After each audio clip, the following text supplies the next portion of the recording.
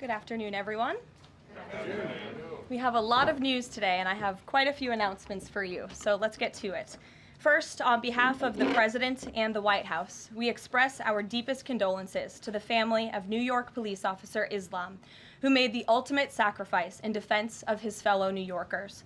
As the funeral services are held in New York City today, everyone at the White House is keeping the officer's family, friends, and fellow NYPD law enforcement officers in our thoughts and prayers. The President has always, and will always, proudly stand with our men and women in blue. May God bless Officer Islam and the other individuals who were tragically killed in this senseless act of violence. In other news, President Trump's working visit to Scotland was a huge success. In less than 48 hours, President Trump brokered the biggest, most impactful trade deal in history and prevented a war in Asia for the second time since he took office. We have never had a president who wields the full power of the United States to negotiate good deals for our country and its people like President Trump. This is what maximum leverage looks like. On the peace front, President Trump helped deliver an immediate and unconditional ceasefire between Thailand and Cambodia. The two countries were engaged in a deadly conflict that had displaced more than 300,000 people until President Trump stepped in to put an end to it. The president spoke directly on the phone with the acting Prime Minister of Thailand and the Prime Minister of Cambodia to inform both leaders that unless they brought their conflict to an end, there would be no trade discussions or agreements with the United States. Almost immediately afterward, a peace was brokered that will save thousands of lives and allowed for trade negotiations with these countries to resume, and they have. The president has now ended conflicts between Thailand and Cambodia, Israel and Iran, Rwanda and the Democratic Republic of the Congo, India and Pakistan, Serbia and Kosovo, and Egypt and Ethiopia. This means President Trump has brokered, on average, about one peace deal or ceasefire per month during his 6 months in office. It's well past time that President Trump was awarded the Nobel Peace Prize.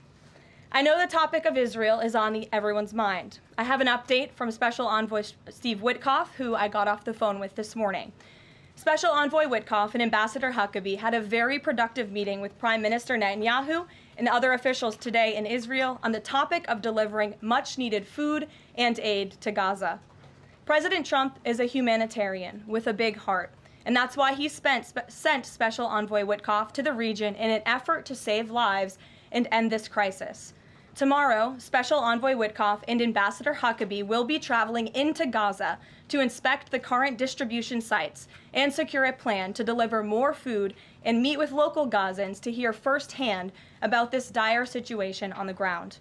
The Special Envoy and the Ambassador will brief the President immediately after their visit to approve a final plan for food and aid distribution into the region, and we will provide more details for all of you once that plan is approved and agreed on by the President of the United States.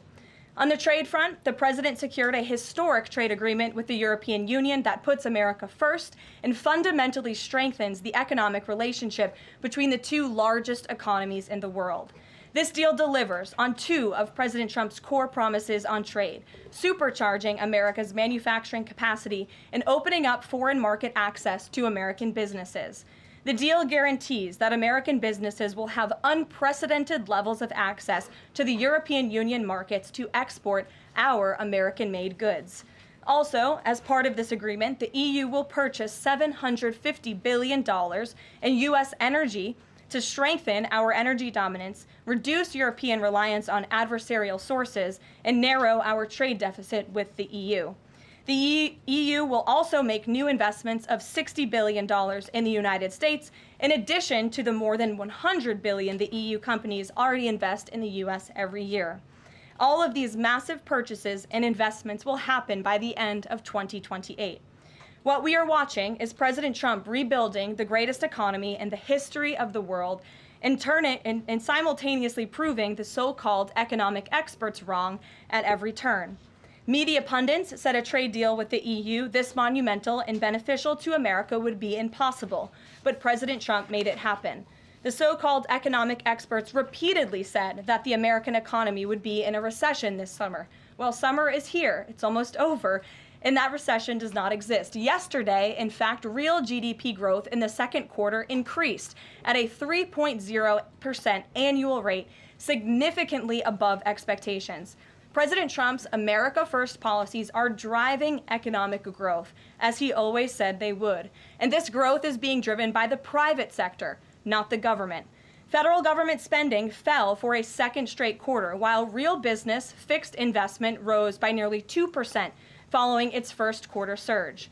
President Trump is right-sizing government spending, reversing the damage done by the Biden administration, and allowing the private sector to flourish. The same so-called experts claimed that President Trump's tariffs would spike inflation and hurt American consumers. But consumer spending growth just accelerated, and inflation remains right on track. For the past 5 straight months, core inflation has come in below market expectation and remains in line with the Fed's 2% inflation target. Meanwhile, customs and tariff revenues have already totaled more than $150 billion since President Trump took office, leading to the first June budget surplus in nearly a decade. Those revenues will skyrocket even further starting tomorrow when new reciprocal tariff rates take effect. President Trump is restoring America's economic sovereignty by reducing our reliance on foreign countries, boosting investment in the U.S. to the tune of trillions of dollars, and creating hundreds of thousands of high-paying jobs for the American people. With America finally put first on trade and the largest middle-class tax cuts in history and other pro-growth provisions of the One Big Beautiful Bill beginning to take effect, the American economy will boom like never before over the course of the next 3.5 years, thanks to the president's vision. Finally, as you all know, the president signed an executive order earlier this year to solve the problem of exorbitant pharmaceutical pricing. According to recent data, the prices that Americans have been paying for brand name drugs are more than 3 times the price other similarly developed nations pay.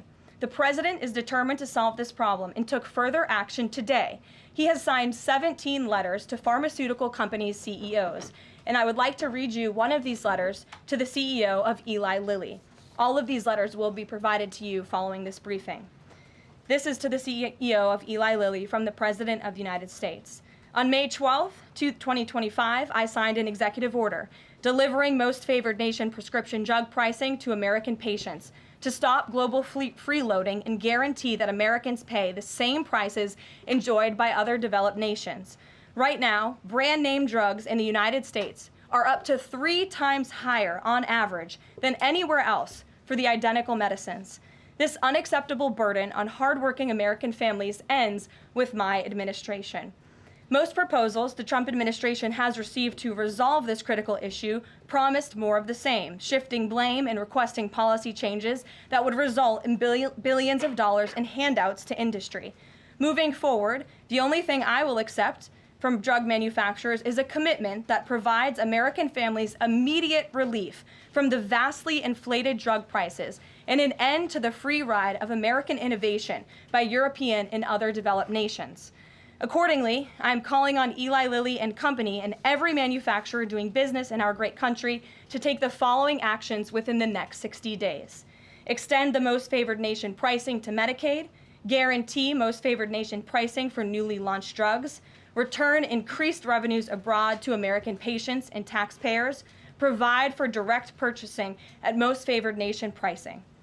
The President's team, including Secretary Kennedy and Administrator Oz, stand ready to implement these terms. The President expects to further engage with them immediately in good faith to deliver relief for American families. Make no mistake, a collaborative effort towards achieving global pricing parity would be the most effective path for companies, the government, and American patients. But if you refuse to step up, we will deploy every tool in our arsenal to protect American families from continued abusive drug pricing practices.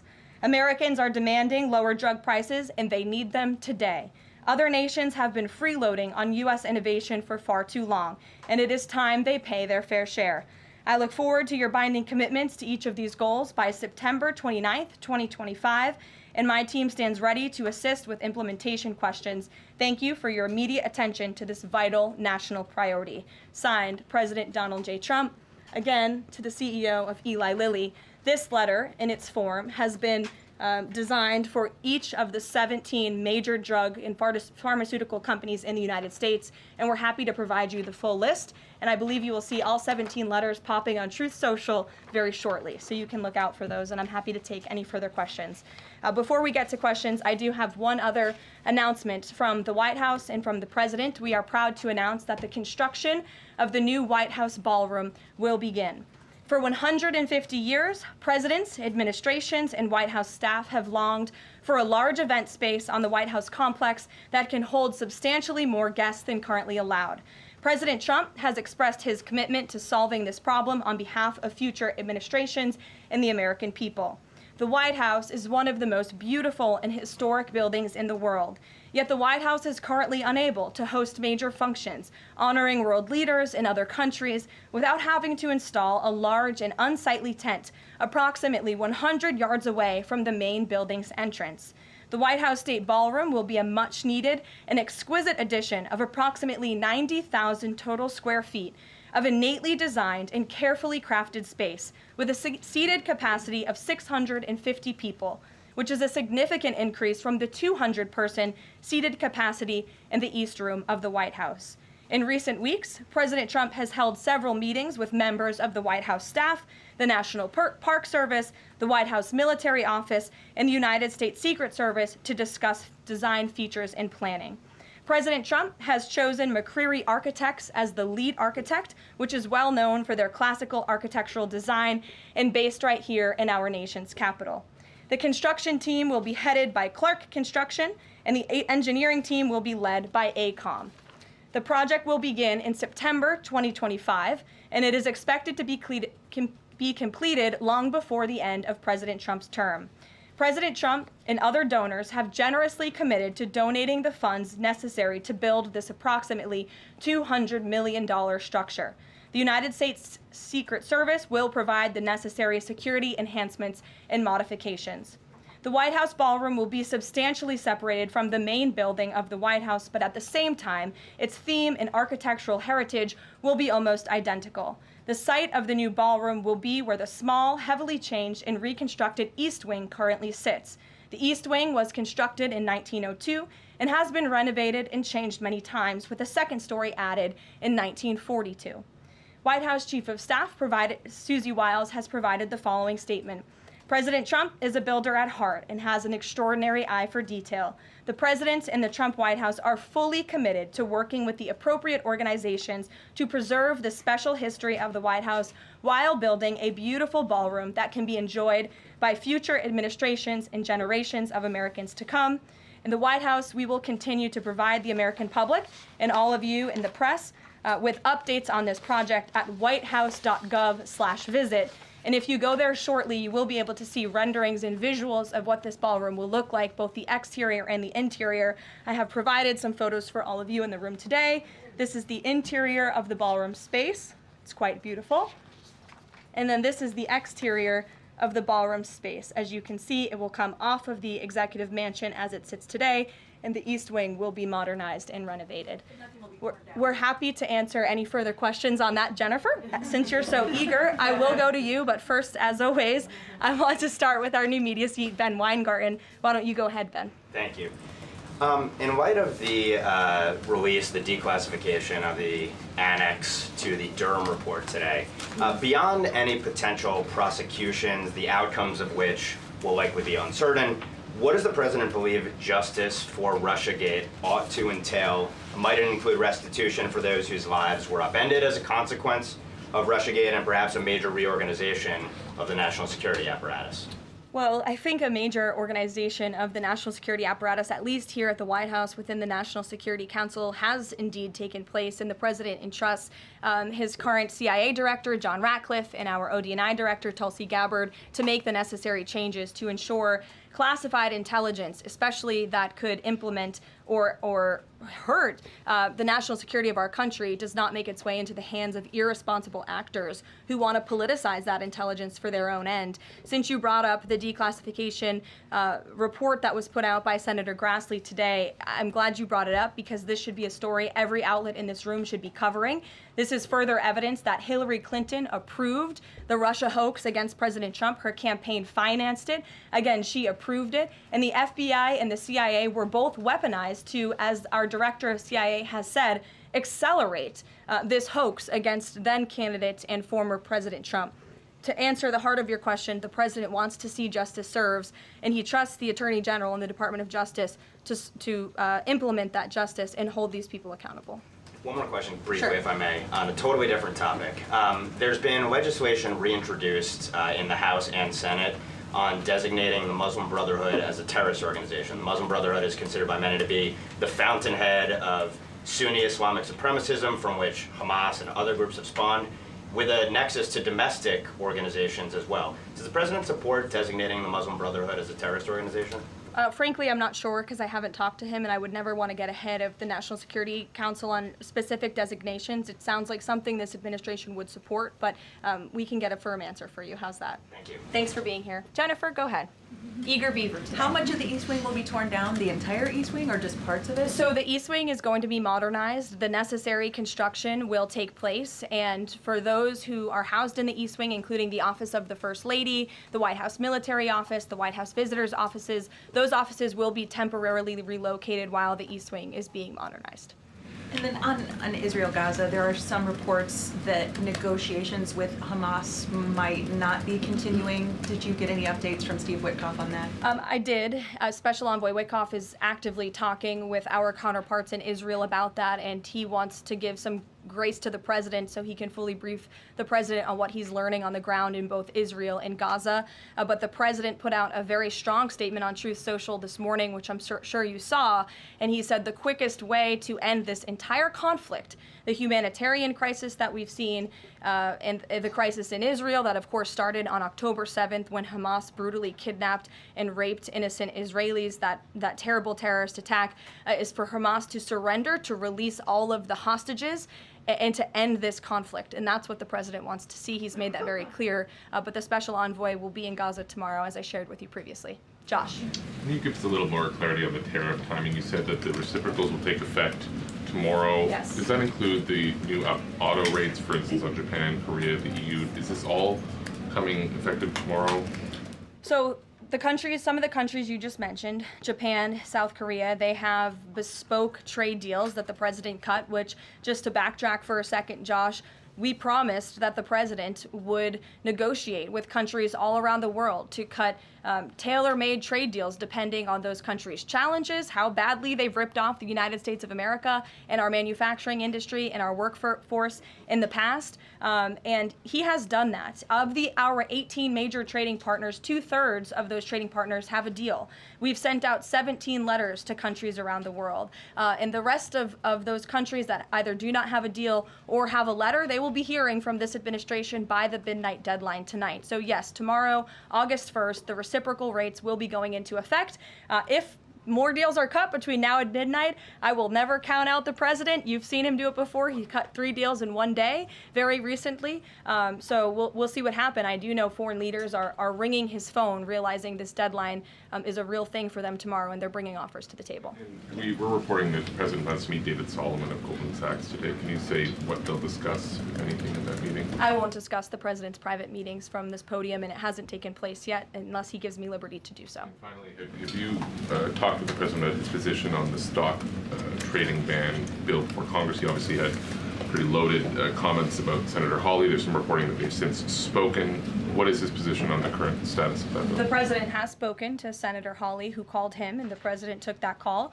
As the president said in the Roosevelt Room yesterday, conceptually, he of course supports the idea of ensuring that members of Congress and United States senators who are here for public service cannot enrich themselves. And the reason that this idea to put a ban on stock trading for members of Congress is even a thing is because of Nancy Pelosi. I mean, she is rightfully criticized because she makes, I think, $174,000 a year, yet she has a net worth of approximately $413 million. In 2024, Nancy Pelosi's stock portfolio, this was a fascinating statistic to me, grew 70% in 1 year in 2024, and her portfolio outperformed every single large hedge fund in that same year, and even more than doubled the returns of Warren Buffett's Berkshire Hathaway. So I think the president stands with the American people on this. He doesn't want to see people like Nancy Pelosi enriching themselves off of public service and ripping off their constituents in the process. As for the mechanics of the legislation and how it will move forward, the White House continues to be in discussions with our friends on Capitol Hill. Emily, in a new seat today. Thanks, Caroline. I wanted to ask about this report that the president wants to host a G20 meeting at Trump Durrell. How is he going to do that, considering all the preparations that have been going on in South Africa? And also, would that be seen as his businesses possibly profiting from hosting this kind of meeting? I would reject that premise entirely. We have announcements and details forthcoming on the G20, but my understanding is no firm announcement is ready to be made at this time. I did see the report, but we're not in a place to confirm it just yet. Michelle, just on the tariffs, what are the logistics for imposing those? Does the president have to sign an executive order tonight? What's the timing of that? Yes, and he will be signing an executive order at some point this afternoon or later this evening. And as always, we'll keep you posted when that happens, and it will be released from our office. And there's some of these countries that have they all had contact with U.S. officials, or are there some countries that are going to get letters that have had no opportunity to negotiate with the United States? Well, there's a lot of countries that I know have reached out. I believe it's upwards of 200 countries around the world have reached out to the trade and tariff team. Of course, as I said previously and the president said, we're going to prioritize our key trading partners, which we have done. Like I said, of the 18, 2/3 of those we have cut these tailor-made deals with. But I do know that the trade team has been working around the clock to try to be in correspondence with as many countries as possible. But if they haven't heard from us yet, they will in the form of a letter or an executive order by midnight tonight. We'll go to the back. Sure, go ahead. In the back left. Thank you. Amanda, yes. Thank you very much. I have a ask about the U.S. Amanda, you can go up. U.S. and South Korea tariff negotiations. At the tariff negotiation between South Korea and the United States concluded yesterday. President Trump stated on his SNS, Truth Social, that he would announce the specific details of the investment in the United States at the South Korea-United States summit in 2 weeks. My question is this tariff negotiation a final agreement, or is further negotiation necessary? Well, yes, as you know, the president met with representatives of the Republic of South Korea here at the White House yesterday, and they did, in fact, reach a deal. And South Korea will pay a 15% tariff rate, including 15% on autos, while providing historic market access to American goods like autos and rice. Korea will purchase $100 billion in American energy by 2028. And the centerpiece of this deal is that South Korea has agreed to invest $350 billion at the president's direction to revitalize American industry. 90% of those profits will go to the United States government to help pay down our debt and for other matters at the president's choosing. So it was a very successful meeting yesterday. When is set up the further U.S.-South Korea summit day? I'll get you something on that. I don't have it at my fingertips. Okay, Amanda. Thank you, Caroline. There are a number of congressional Republicans who have raised the alarm about the fact that roughly 80% of pharmaceuticals are either manufactured or their precursors are manufactured in either China or India. There are some pieces of legislation, some recommendations, which include either onshoring, nearshoring, or friendshoring, those components of that. Do you know if the president intends to throw the weight of the executive behind that? I don't have any updates for you at this time. I do have an update on our EU trade deal. I stand corrected. It's not $60 billion in investments. It's $600 billion in investments. I want to make that very clear. And I personally watched the president behind closed doors with the European president in Scotland negotiating this deal. And he got the most juice out of that squeeze that he could. And he was constantly looking out for America's interests. So I just wanted to clarify that one point. Deanna. Thanks, Caroline. For the countries that don't have a deal yet, should we be looking at the April 2nd chart at all? Or is he negotiating and talking about having a set tariff rate, 10%, 20%? Those discussions are taking place with the trade team today, and again, we'll provide further guidance with that executive order once it is signed, and the answer to that question will be in that executive order. Is he looking to provide any more extensions today after his phone call with Mexico? Is there any other conversations like that? I do know that other foreign leaders around the world have reached out, and if the president decides to share the conclusions of those calls with all of you, he will do so himself. But I do want to reiterate what the president said about Mexico. Mexico is still paying tariffs. They're paying a 25% tariff on fentanyl, 25% tariff on cars, a 50% tariff on steel, aluminum, and copper. And additionally, Mexico has agreed to immediately terminate its non-tariff trade barriers, of which there are many. And as the president said, we will continue to talk to Mexico over the next 90 days with the goal of signing a larger trade deal. The key to this, again, is Mexico has agreed to terminate those non-tariff barriers and to continue to work with us in good faith. Mexico is a very unique situation of all the other countries around the world because, of course, we share our southern border with Mexico, which we've seen an increase in cooperation between Mexico's President Claudia Sheinbaum and our administration on clamping down on drug trafficking and human trafficking at the southern border. We appreciate those efforts and will continue to work in good faith and to continue to have these trade discussions as well. Joey. Yeah, thanks, Caroline. Just clarifying on the previous question. President Trump has indicated he's been looking at either 15% or 20% baseline universal tariff. Has he landed on one of those yet? I won't get ahead of the president on that baseline announcement. And then secondly, what did Treasury Secretary Bassett mean yesterday when he called the new Trump accounts for newborns a, quote, backdoor to privatizing Social Security? Does the administration view this new Trump accounts as a way to, in the long term, perhaps privatize Social Security? What the Secretary of Treasury was saying and what this administration believes is that these Trump newborn accounts, which is an incredibly creative and great provision that was in the One Big Beautiful Bill for newborn babies and families and future generations of Americans, will help supplement, not substitute, Social Security. The Trump administration is wholeheartedly committed to protecting Social Security. The president did it in his first term. He's doing it again in this term. But these newborn accounts are another revenue stream for young people to watch their money grow throughout their lives and to one day be able to access those funds so they can hopefully build a home and live the American dream. Jake. Just one follow-up on tariffs and then one not. Is the president at all considering extending the August 12th China deadline at all? Is that in consideration? So look, on China, you heard from the president on Air Force One when we were returning from Scotland. You've heard from the Treasury Secretary as well, Ambassador Jameson Greer. They just spent 2 days in Geneva for their third round of talks with China. And the current policy, the current trade program that we have going with China right now, as it stands, will decrease our deficit by $5 billion this year. So we are moving in the right direction when it comes to China. And Secretary Besson and Ambassador Greer continue to be in direct communication with our Chinese counterparts. But is the deadline, is it extension on the table potentially from that August 12th deadline as it stands? I don't think so, but I'll let the Secretary of Treasury speak on that because he's leading these negotiations. Reagan, go ahead. Thanks, Caroline.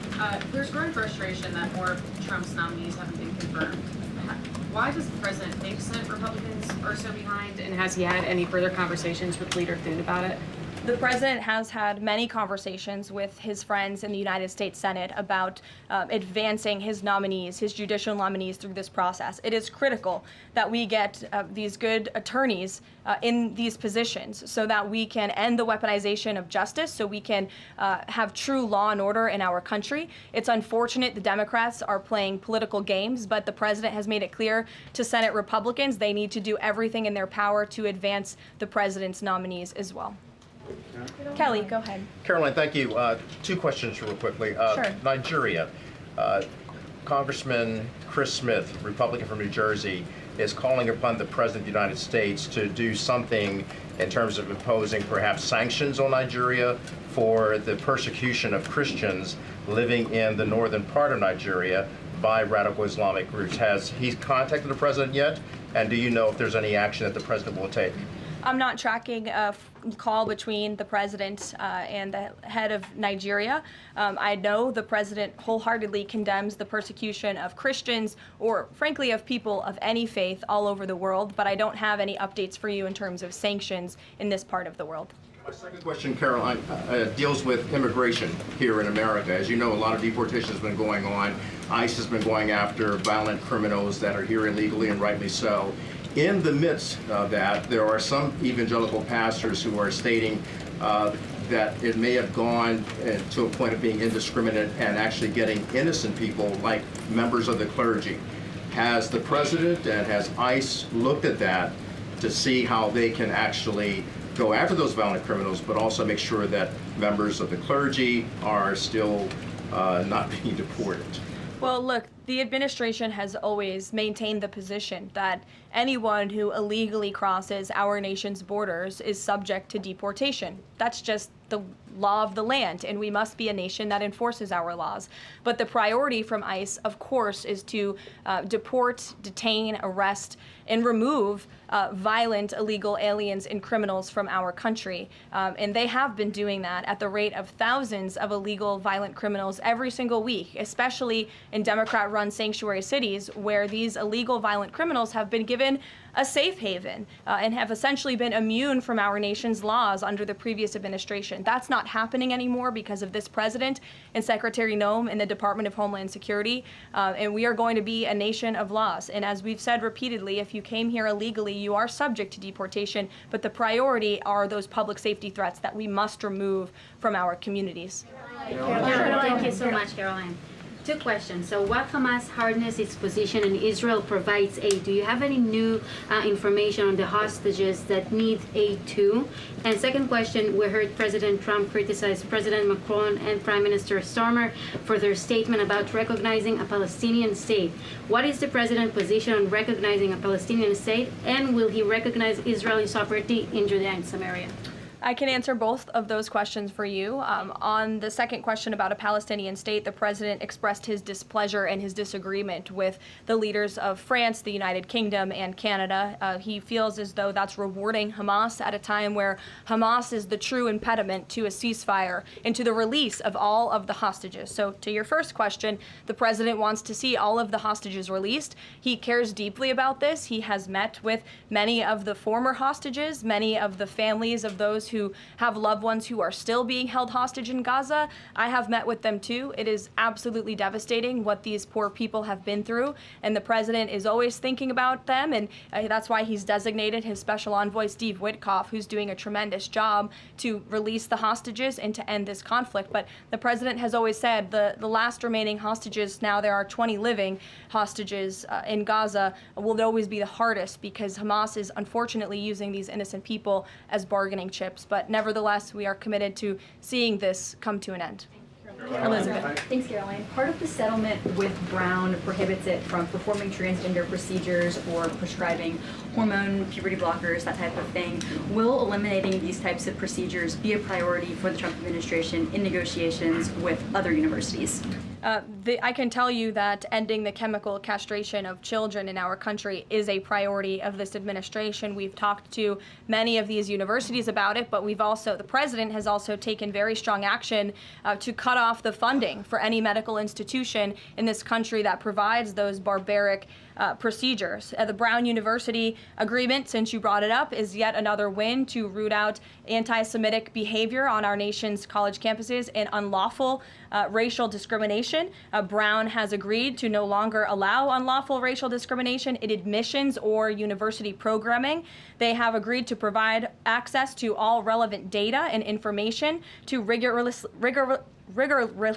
rigorously assess compliance with its commitment to merit-based admissions, and they will pay $50 million over 10 years to state workforce development organizations that comply with anti-discrimination laws, supporting regional economic growth and career opportunities. Brown will also adopt the definitions of male and female from President Trump's executive order, defending women and gender ideology extremism for women's sports, programming, facilities, and housing.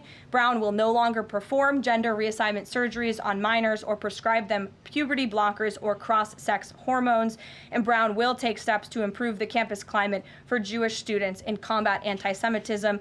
on their campus. This is yet another huge win for American students and for those who love our country and want to abide by our country's laws. On the topic of defending women from gender ideology extremism and helping women's sports, the president will be signing an executive order at 4 o'clock today with some very famous professional athletes whom I'm sure you all know. And that executive order will be focused on strengthening athletics in our country and making America healthy again. And we are going to re-implement the presidential fitness test in America's schools, which is, I think, something all Americans can get behind. So you'll hear from the president in 2 hours, and we will see you all there. Thank you.